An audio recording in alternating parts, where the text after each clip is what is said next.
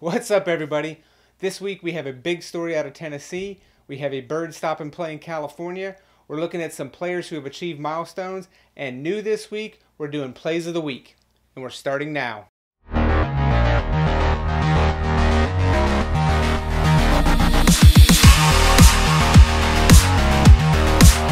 How's it going, everybody? Welcome back to This Week in Lacrosse. And this one we have a jam-packed episode for you. First off, we're going to start in Tennessee because big news out of the state this week when Coach Kemp from McCallie School announced that he is stepping down after 27 years as head coach at the school. Now, this story had a little bit of a personal resonance for me because Coach Kemp was one of the first coaches I ever contacted when I started way back in 2008 at ESPN, and I was put in charge of their high school lacrosse site. And he has been fantastic to me and every endeavor that I've done, from ESPN to Student Sports to now Lax Records. So for me, it was a little bit bittersweet because I knew he was moving on to bigger and better things personally, but I have never known a world in which he has not been the head coach at McCallie School. Now, just to give you a little bit of idea of the legacy that Coach Kemp is leaving, that doesn't even really touch on the amount of players that he's impacted, whose lives he's improved over his 27 years.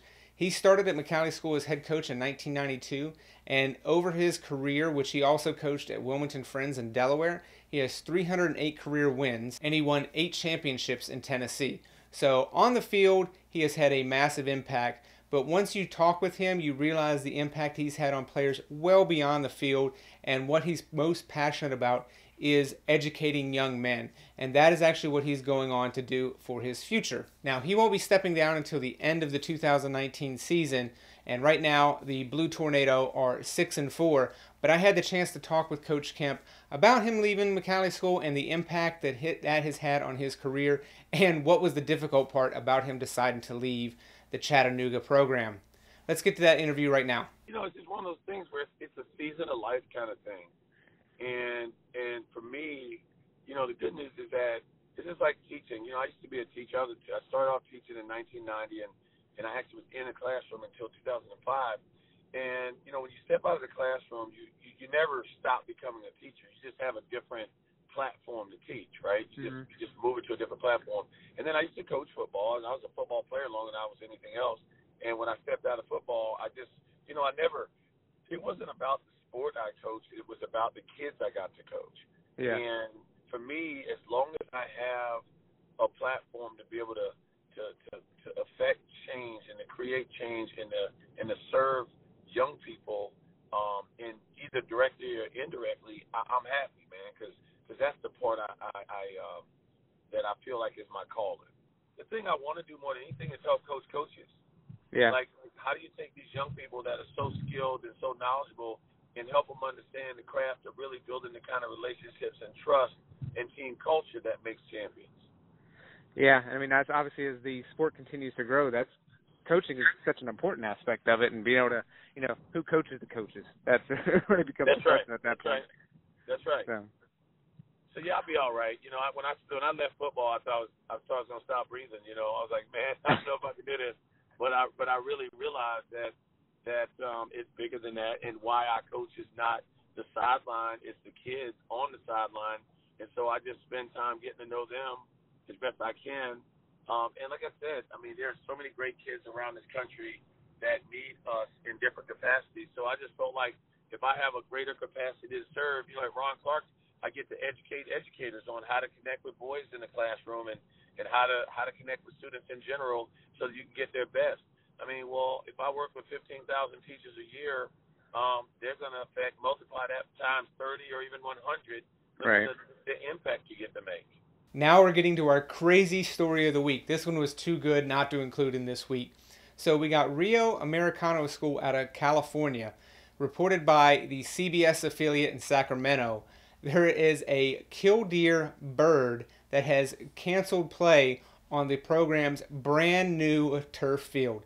Yes, you heard that right. The team has not been able to play on their brand new field that was just completed because days before they were scheduled to play their first game on that field, a killdeer flew in, laid eggs, and now the program has not been able to move. Now you're probably thinking, why don't they just shoot a bird away, move the eggs, move the nest, and start playing games. Well, the killdeer is protected by a 101-year-old treaty, so you can kind of see why no one wants to be the one to risk the lives and endanger this bird even more. And to further emphasize how important this is to the school, the program, and everybody in the community, not only is the bird protecting its own nest, there is an 80-yard perimeter around the field so no one can use the field. Now, they're figuring that it's going to take another couple weeks, maybe, for the bird to basically hatch the eggs and move on with its life. And so they're hoping that the final home game of the year will be able to play on that turf field. So good luck to the seniors. And this is going to be one of those stories that we're probably going to remember just because it's almost too crazy to believe. But if you want to hear the full story, I'm going to have a link to the CBS affiliate in Sacramento who has the full story and the full video.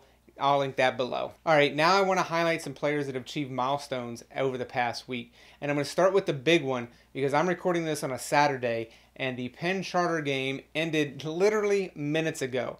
So I don't have Gavin Tygh's complete career record as of this moment because I don't know what he performed in this game. But I do know that he is now the nation's all-time wins leader for the most faceoffs won in a career.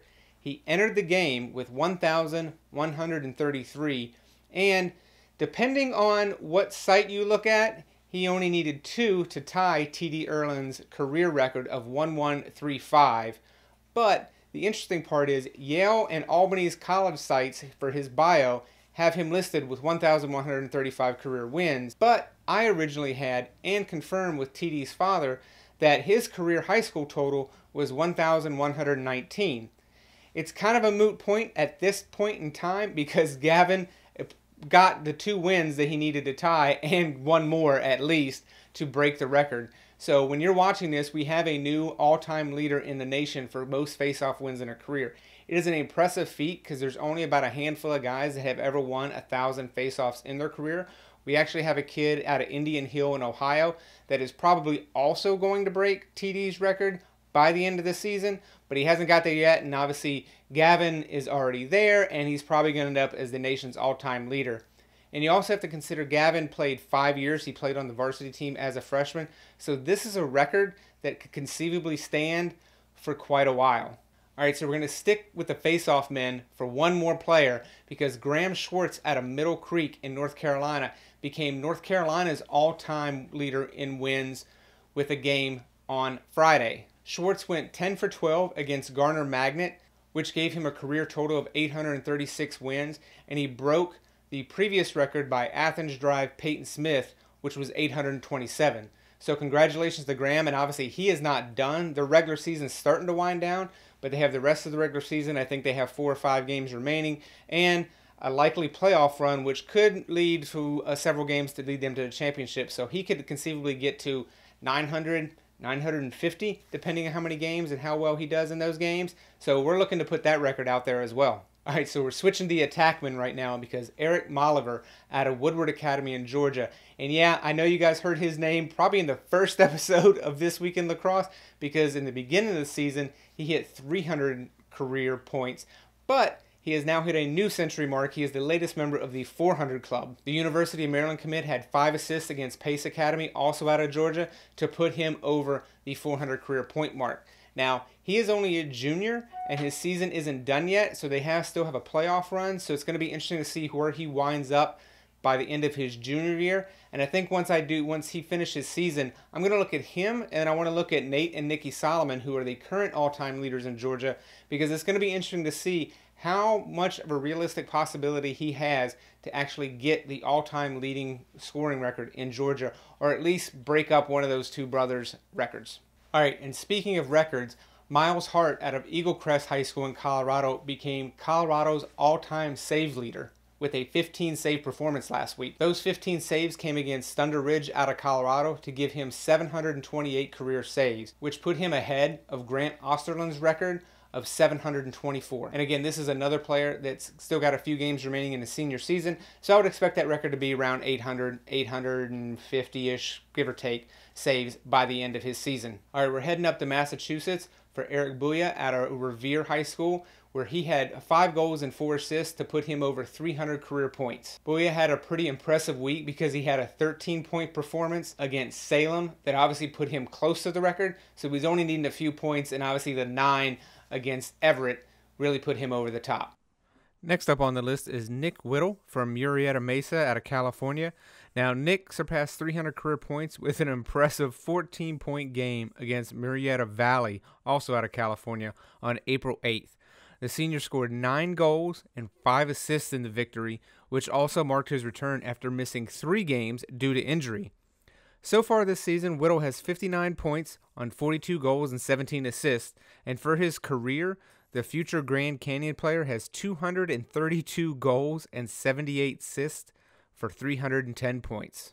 And last but not least, we have Jacob Angelus. He is one of my 2019 Player of the Year candidate players, and he became the first player in Paul VI history to reach 300 career points. Angelus is a Johns Hopkins commit, and he did it in pretty impressive fashion because he had 15 points in 2 games to get that record, and one of those games was against St. Anne's Belfield, which anybody who pays attention to high school lacrosse recruiting would realize Connor Schellenberger, the #1 senior in the nation, is a part of that St. Anne's Belfield team. So there was a lot of star power on that field at one time. And just to put the final punctuation on Angelus's performance, he became the 13th player in Virginia history that has been confirmed to reach 300 career points. So I want to congratulate all the players that it is called out. I'm sure there's a lot of players that have also hit milestones. We're going to kind of keep it to the players that hit at least 300 career points just for this week, but definitely look on laxrecords.com for more players as they hit their milestones throughout the year. All right, now we're getting to the real fun part. Last week we did the best plays of the year so far, and that video has been by far the most popular one on the Lax Records YouTube channel so far. So I thought, why do we need to wait and do one every couple weeks when we can do a few every week from here on out? So that's what we're going to do. First up out of the list is going to be from Grays Lake North out of Illinois. This play starts with Teo Odumoye, who dishes it off to Nicholas Fish, who's looking around for a teammate and decides he's going to take it himself, tie the game at 8-8 in a game that Grays Lake North went to win in OT. And our second play out of the week is going to be from Heritage High School out of North Carolina. Justin Kowittik just has no quit on this play for Heritage. He gets near to the goal, slips, upends the defender, and keeps on going, sees the shot, takes it, and scores the goal. All right, everybody. That's it for this week's edition of This Week in Lacrosse. Please don't forget to hit that subscribe button, hit that like button, definitely hit that little bell because that's what lets you know when I publish new episodes. So everybody, have a week.